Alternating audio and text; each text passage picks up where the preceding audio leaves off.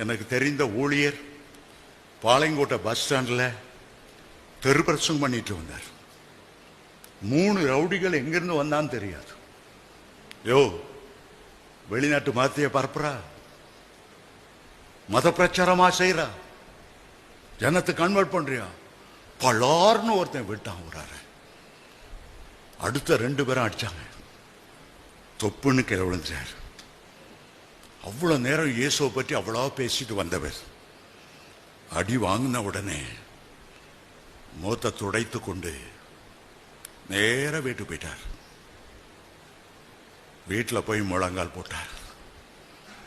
நான் சாதாரண தெய்வத்தை நான் அறிவிக்கவில்லை, வானத்திலும் பூமியிலும் சகல அதிகாரமுடைய உம்மைத்தான் நான் அறிவித்தேன். என்ன அடிக்கிறதுக்கு நீர் எப்படி இடம் கொடுத்தீர்? எச்சி கூட விளங்கல, எச்சி கூட விளங்கல. முழு இரவும் ஜெபம் பண்ணார், சாப்பிடல. காலையில ஒருவன் ஓடி வந்தான். ஐயா, ஒரே பதட்டமா இருக்கு, ஒரே பயமா இருக்கு, சாகர மாதிரி இருக்கு, நான் தான் உங்களை அடிச்ச ஆளு, மன்னிச்சுக்கோங்க.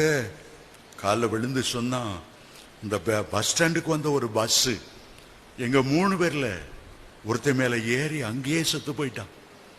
எனக்கு பயமா இருக்குது, தயவுசெய்து என்ன மன்னிங்க. அடுத்தவன் நானாரு கேட்டாரு. அவரை லூஸ் மாதிரி உளறிட்டே இருக்கான். 3 பேர் அடிச்சதுல ஒருத்தன் செத்துப்பான், ஒருத்தன் லூஸ் ஆயிட்டான், ஒருத்தன் ரட்சிக்கப்பட்டு ஊழியக்காரன் ஆயிட்டான். உபவாச ஜெபம்னா சாதாரணமானதல்ல. உன்னை தொடுகிறவன் என் கண்மணியை தொடுகிறான் என்று ஆண்டவர் வாக்குத்தத்தம் பண்ணினது ஏதோ ஒரு வேடிக்கையான காரியம் அல்ல.